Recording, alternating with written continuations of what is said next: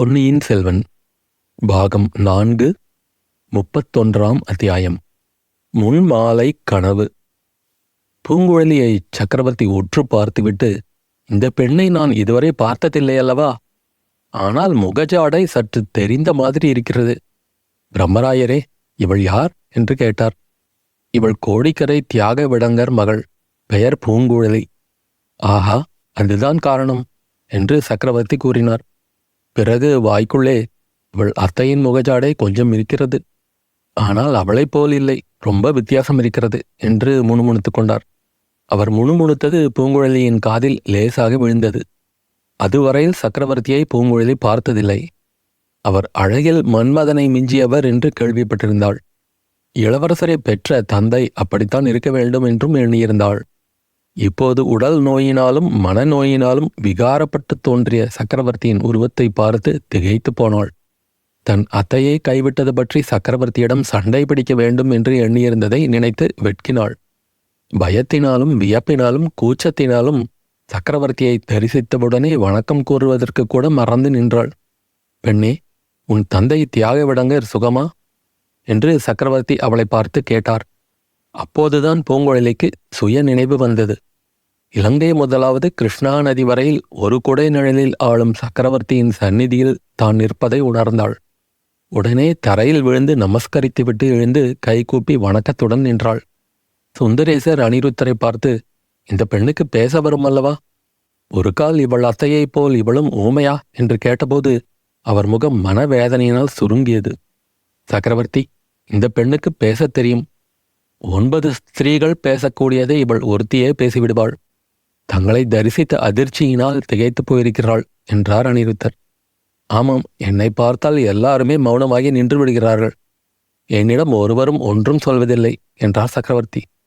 மறுபடியும் பூங்குழலியை பார்த்து, பெண்ணே, இளவரசன் அருள்மொழிவர்மனை நீ கொந்தளித்த கடலிலிருந்து காப்பாற்றினாய் என்று முதன் மந்திரி சொல்லுகிறார்.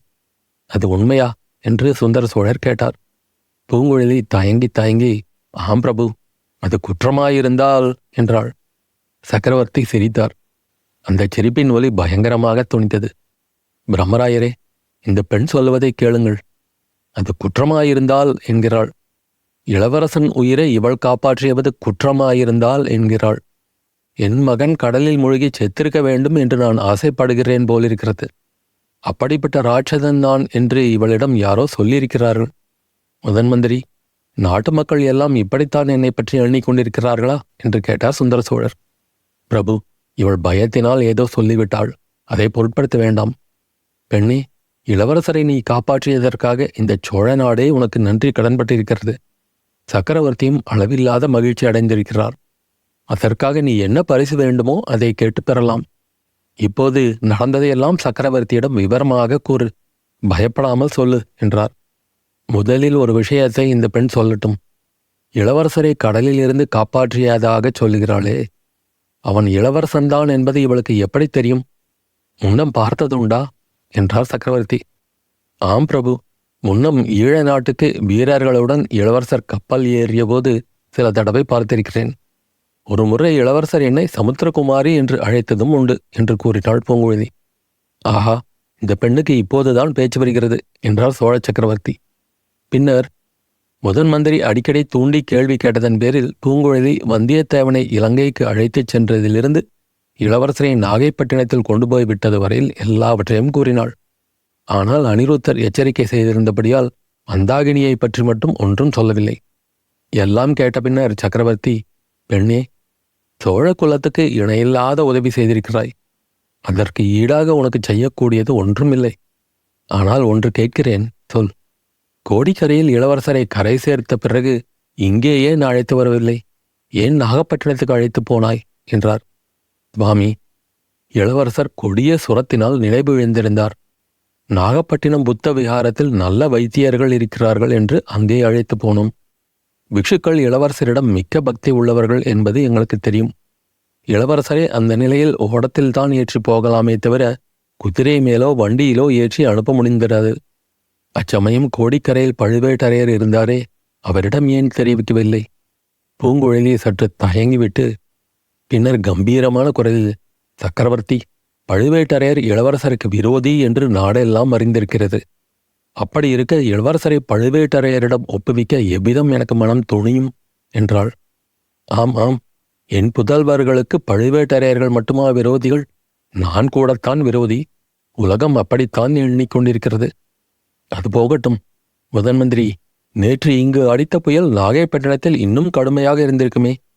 இளவரசனுக்கு மறுபடியும் ஏதேனும் தீங்கு நேரிடாமல் இருக்க வேண்டும் என்று என் நெஞ்சம் துடிக்கிறது. பிரபு, சோழ நாடு அதிர்ஷ்டம் செய்த நாடுதான். ஆனால் நான் துரதிர்ஷ்டசாலியாயிற்றே. பிரம்மராயரே, நான் கண்ணை மூடுவதற்குள் என் புதல்வர்களை ஒரு தடவை பார்க்க விரும்புகிறேன். ஐயா, அப்படியெல்லாம் சொல்லாதீர்கள். இத்தகைய புதல்வர்களையும் புதல்வியையும் பெற்ற தங்களைப் போன்ற பாக்கியசாலி யார்?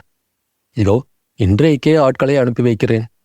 இளவரசரை பத்திரமாய் அழைத்து வருவதற்கு என் சீடன் திருமலையையும் கூட அனுப்புகிறேன் என்றார் முதன் மந்திரி. அப்போதுதான் சக்கரவர்த்தி ஆழ்வார்க்கடியான் மீது தம் பார்வையை செலுத்தினார். ஆஹா, இவன் இத்தனை நேரமும் இங்கே நிற்கிறானா? சின்ன பழுவேட்டரையர் இவனை பற்றித்தானே சொன்னார். பழுவூர் அரண்மனை மதிலில் ஏறி குதித்தவன் இவன்தானே? பிரபு, அதற்கு தகுந்த காரணம் இருக்கிறது. அதை பற்றி நாளைக்கு தெரியப்படுத்த அனுமதி கொடுங்கள். ஏற்கனவே மிக்க களைப்படைந்து விட்டீர்கள் என்றார் முதன் மந்திரி.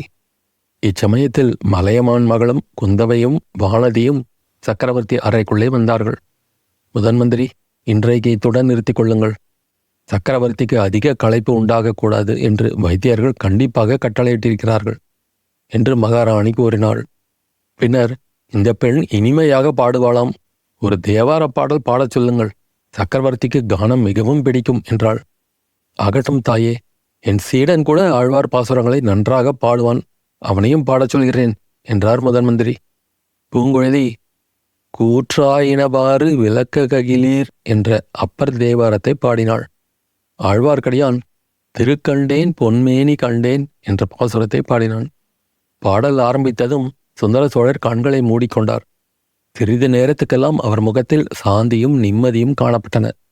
மூச்சு நிதானமாகவும் ஒரே மாதிரியாகவும் வந்தது. நல்ல நித்திரையில் ஆழ்ந்து விட்டார் என்று தெரிந்தது. இருட்டுகிற சமயமாகிவிட்டபடியால் தாதி பெண் விளக்கேற்றி கொண்டு வந்து வைத்தாள். முதன் மந்திரி உள்ளிட்ட அனைவரும் அவ்வறையிலிருந்து வெளியேறினார்கள். மலையமான் மகள் மட்டும் சிறிது நேரம் சக்கரவர்த்தியின் அருகில் இருந்தாள். அடுத்த அறையின் வாசற்படியிலிருந்து குந்தவை அவளை பார்த்து ஏதோ சமிக்கை செய்யவே அவளும் எழுந்து சென்றாள். பின்னர் அந்த அறையில் மௌனம் குடிகொண்டது. சுந்தர சோழர் மூச்சு விடும் சப்தம் மட்டும் லேசாக கேட்டுக்கொண்டிருந்தது. முதல் நாள் இரவு சற்றும் தூங்காத காரணத்தினால் களைத்துச் சோர்ந்திருந்தபடியினாலும் பூங்குழலியும் ஆழ்வார்க்கடியானும் பாடிய தமிழ் பாசுரங்களின் இனிமையினாலும் சுந்தர சோழர் அந்த முன்மாலை நேரத்தில் நித்திரையில் ஆழ்ந்தார் என்றாலும் அவருடைய துயில் நினைவற்ற அமைதி குடிகொண்ட துயிலாக இல்லை. பழைய நினைவுகளும் புதிய நினைவுகளும் உண்மை நிகழ்ச்சிகளும் உள்ள கற்பனைகளும் கனவுகளாக உருவெடுத்து அவரை விதவிதமான விசித்திர அனுபவங்களுக்கு உள்ளாக்கின. அமைதி குடிகொண்டிருந்த நீலக்கடலில் அவரும் பூங்குழலியும் படகில் போய்க் கொண்டிருந்தார்கள். பூங்குழலி படகை தள்ளிக்கொண்டே கடலின் ஓங்கார ஸ்ருதிக்கு இசைய ஒரு கீதம் பாடிக்கொண்டிருந்தாள். சோர்வு கொள்ளாதே மனமே, உன் ஆர்வமெல்லாம் ஒரு நாள் பூரணமாகும். காரிருள் சூழ்ந்த நீளிரவின் பின்னர் காலை மலர்தலும் கண்டனை என்றோ. தாரணி உயிர்க்கும் தாமரை சிலிர்க்கும் அழிகுலம் கழிக்கும் அருணனும் உதிப்பான். இந்த கீதத்தை கேட்டு சுந்தர சோழர் புலகாங்கிதம் அடைந்தார். அவருடைய உள்ளத்தில் குடிகொண்டிருந்த சோர்வு நீங்கி உற்சாகம் ததும்பியது. இன்னும் பாடு, இன்னும் பாடு என்று பூங்குழலியை தூண்டிக் கொண்டிருந்தார். ஆழ்கடலில் மிதந்து படகு போய்கொண்டே இருந்தது. திடீரென்று இருள் சூழ்ந்தது. பெரும் காற்று அடிக்கத் தொடங்கியது. சற்று முன் அமைதியாக இருந்த கடலில் மலை மலையாக அலைகள் எழுந்து விழுந்தன. தொட்டில் ஆடுவது போல் சற்று முன்னால் ஆடிக்கொண்டிருந்த படகு இப்போது மேக மண்டலத்தை எட்டியும் அதல பாதாளத்தில் விழுந்தும் தத்தளித்தது. படகில் இருந்த பாய்மரங்களின் பாய்கள் சுக்கு நூறாக கிழிந்து காற்றில் அடித்து கொண்டு போகப்பட்டன. ஆயினும் படகு மட்டும் கவிழாமல் எப்படியோ சமாளித்துக் கொண்டிருந்தது. அப்போதெல்லாம் பூங்குழலியின் படகுவிடும் திறத்தை சுந்தர சோழ சக்கரவர்த்தி வியந்து மகிழ்ந்து கொண்டிருந்தார். காற்று வந்த வேகத்தைப் போலவே சட்டென்று நின்றது. கடலின் கொந்தளிப்பு வரவர குறைந்தது. மீண்டும் பழையபடி அமைதி ஏற்பட்டது. கீழ் திசையில் வான்முகட்டில் அருணோதயத்துக்கு அறிகுறி தென்பட்டது. சிறிது நேரத்துக்கெல்லாம் தங்கச் சூரியன் உதயமானான். கடலின் நீரும் பொன் வண்ணம் பெற்று தகதகாமயமாக திகழ்ந்தது. சற்று தூரத்தில் பசுமையான தென்னந்தோப்புக்கள் சூழ்ந்த தீவுகள் சில தென்பட்டன. அத்தீவுகளிலிருந்து புள்ளினங்கள் மதுர மதுரமான குரல்களில் இசைத்த கீதங்கள் எழுந்தன. ஈழ நாட்டின் கரையோரம் உள்ள தீவுகள் அவை என்பதை சுந்தர சோழர் உணர்ந்து கொண்டார். அவற்றில் ஒரு தீவிலேதான் முந்தை பிறவியில் அவர் மந்தாகினியை சந்தித்தார் என்பது நினைவு வந்தது.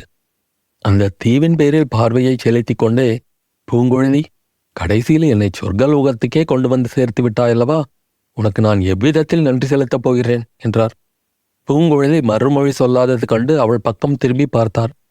அப்படியே ஸ்தம்பிதமாகிவிட்டார். ஏனெனில் படகில் இன்னொரு பக்கத்தில் இருந்தவள் பூங்குழலி இல்லை, அவள் மந்தாகினி. 30 ஆண்டுகளுக்கு முன்னர் எப்படி இருந்தாளோ அப்படியே இன்றும் இருந்தாள்.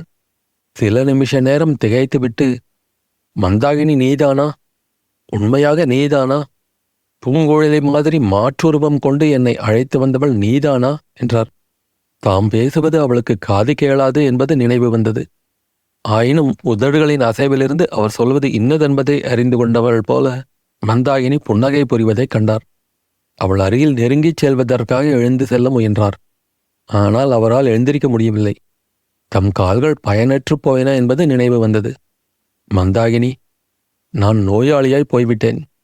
உன்னிடம் என்னால் வர முடியவில்லை. நீதான் என் அருகில் வர வேண்டும். இதோ பார் மந்தாகினி, இனி ஒரு தடவை 3 உலகத்துக்கும் சக்கரவர்த்தியாக முடிசூட்டுவதாய் என்னை யாரேனும் அழைத்தாலும் நான் உன்னை விட்டு போக மாட்டேன். இந்த ஈழ நாட்டுக்கு அருகில் உள்ள தீவுகளுக்கு நாம் போக வேண்டாம். இங்கே யாராவது வந்து கொண்டே இருப்பார்கள். படகை நடுக்கடலில் விடு. வெகு தூரம், தொலை தூரம், 7 கடல்களையும் தாண்டிச் சென்று அப்பால் உள்ள தீவாந்தரத்துக்கு நாம் போய்விடுவோம் என்றார் சுந்தர சோழர். அவர் கூறியதையெல்லாம் தெரிந்து கொண்டவள் போல் மந்தாகினி புன்னகை புரிந்தாள். காவேரி நதியில் ராஜஹம்சத்தை போல் அலங்கரித்த சிங்கார படகில் சுந்தர சோழ சக்கரவர்த்தியும் அவருடைய பட்டத்து ராணியும் குழந்தைகளும் உல்லாச பிரயாணம் செய்து கொண்டிருந்தார்கள். கான வித்தையில் தேர்ந்தவர்கள் பாடிக்கொண்டிருந்தார்கள். சுந்தர சோழர் கான இன்பத்தில் மெய்மறந்து கண்களை மூடிக்கொண்டிருந்தார். திடீரென்று ஐயோ ஐயோ என்ற கூக்குரலை கேட்டு கண் விழித்து பார்த்தார். குழந்தையை காணோமே, அருள்மொழியை காணோமே என்று பல குரல்கள் முறையிட்டன. சுந்தர சோழர் பரபரப்புடன் சுற்றுமுற்றும் பார்த்தார். காவேரியின் வெள்ளத்தில் அவருடைய செல்வக் குழந்தையான அருள்மொழியை யாரோ ஒரு ஸ்திரீ கையினால் பிடித்து கொண்டு தண்ணீரில் அமுக்கி கொல்ல முயன்று கொண்டிருந்தாள். சொல்ல முடியாத பயங்கரத்தை அடைந்த சுந்தர சோழர் காவேரி வெள்ளத்தில் குதிக்க எண்ணினார். அச்சமயம் அந்த ஸ்திரீயின் முகம் அவருக்கு தெரிந்தது. அது விகாரத்தை அடைந்த மந்தாகினியின் முகம் என்பதை அறிந்து கொண்டார். உடனே அவருடைய உடல் ஜீவசக்தியற்ற ஜடப்பொருளைப் போல் ஆயிற்று. தண்ணீரில் குதிக்கப் போனவர் படகிலேயே தடால் என்று விழுந்தார்.